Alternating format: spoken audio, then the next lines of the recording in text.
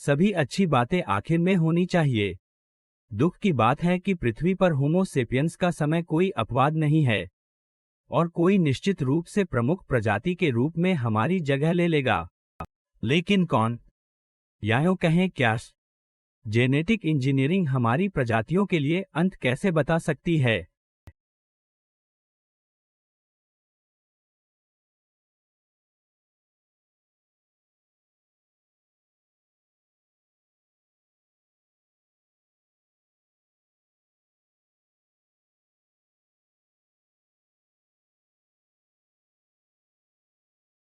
मनुष्यों की कुछ शुरुआती प्रजातियां कम से कम 7 मिलियन वर्ष पुरानी हैं।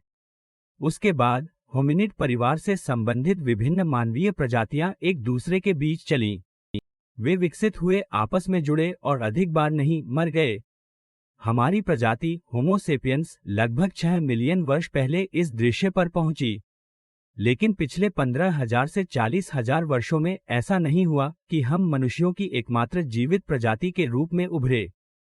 और उसके कुछ ही समय बाद हम अंटार्कटिका को छोड़कर हर महाद्वीप पर बस गए थे। हमारे सामाजिक नवाचार और उपकरण निर्माण कुछ ऐसे कारक हैं जिनके लिए आप धन्यवाद दे सकते हैं। इन कौशलों ने हमें निएंडरथल जैसी अन्य प्रजातियों से बाहर निकलने की अनुमति दी। और यह अभिनव प्रकृति वह हो सकती है जो हमारे स्वयं के निधन की ओर ले जाती है जब हम एक नई अलौकिक प्रजाति का निर्माण करते हैं जो हम सभी को जीवित कर सकती है। लेखक डॉन सिम्बर्ग के अनुसार हमारे उत्तराधिकारी या होमो नूवो कमोबेश आपके जैसे ही दिखेंगे। बड़ा अंतर, ये ह्यूमनॉइड्स एक उच्च इंजीनियर संस्करण की तरह होंगे। हमारे जीनों के चयनात्मक संपादन के माध्यम से होमो नूवो का निर्माण किया जाएगा। उनके जीन में हेरफेर किया जा सकता है ताकि वे लंबे हो जाएं, उम्र धीमी हो जाए या कुछ बीमारियों का अनुबंध न करें। और क्या इन नए मनुष्यों को हमारे साथ इंटरब्रीड नहीं करना चाहिए? वे अपने अलग विकासवादी पथ पर हो सकते हैं। प्राकृतिक चयन के लिए धन्यवाद। वे हम होमो सेपियंस से अलग दिखना और अभिनय करना शुरू कर सकते हैं। अब जबकि यह एक विज्ञान फाई फिल्म से बाहर की तरह लग सकता है, यह आपके विचार से अधिक निकट हो सकता है। हमारे अधिक पुरातन पूर्ववर्तियों से विकसित होने में आधुनिक मनुष्यों को लगभग 2 लाख वर्ष लगे, लेकिन होमो नूवो कुछ ही दशकों में अस्तित्व में आ सका। यह काफी हद तक क्रिस्प को धन्यवाद हो सकता है। और नहीं, यह सबसे नया रसोई उपकरण नहीं है। यह के लिए एक संक्षिप्त रूप है। क्लस्टर नियमित रूप से इंटरस्पेस लघु मुरसबंद संबंधी दोहराव, दूसरे शब्दों में अनुवांशिक संपादन। इस पद्धति का उपयोग करके आप किसी जीव के डीएनए में विशेष स्थानों को जोड़, हटा या बदल सकते हैं।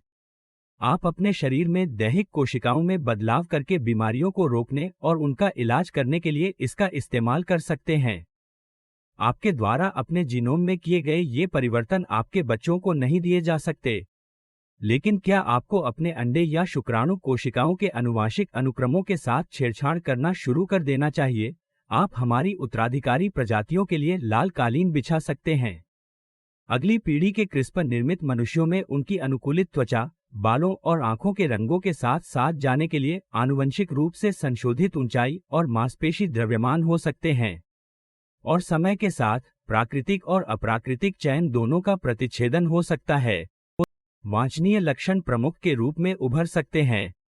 ये नए इंसान भोजन को अलग तरह से पचा सकते हैं, बीमारी के प्रति कम संवेदनशील हो सकते हैं और जलवायु परिवर्तन के प्रभावों के लिए बेहतर रूप से अनुकूलित हो सकते हैं। वे अधिक चरम तापमान का सामना कर सकते हैं, पोषक तत्वों और पानी पर कम निर्भर हो सकते हैं या विकिरण के प्रति अधिक लचीला हो सकते हैं। यह एक विशेष रूप से बड़ा लाभ होगा यदि भविष्य में अंतर्ग्रहीय अंतरिक्ष यात्रा आम हो। लेकिन इस भविष्य की प्रजातियों के लिए चीजें जरूरी नहीं कि सभी आड़ू और धूप हों। जब हम अपने स्वयं के विकासवादी मार्ग में ऐसी ईश्वरीय भूमिका निभाते हैं तो खतरे और अप्रत्याशित चुनौतियां स्वयं उपस्थित हो सकती हैं। एक विशिष्ट परिणाम प्राप्त करने की आशा के साथ एक व्यक्ति में केवल एक जीन को संपादित करने के दूरगामी, अनपेक्षित परिणाम हो सकते हैं। और ये परिणाम तब इस व्यक्ति के बच्चों और उनके बच्चों के बच्चों को विरासत में मिल सकते हैं। अब जबकि यह हमारी शारीरिक विशेषताओं में हेरफेर करने के लिए मजेदार लग सकता है, ये इतना सरल नहीं होगा कि मनुष्य को अधिक बुद्धिमान बनाया जाए।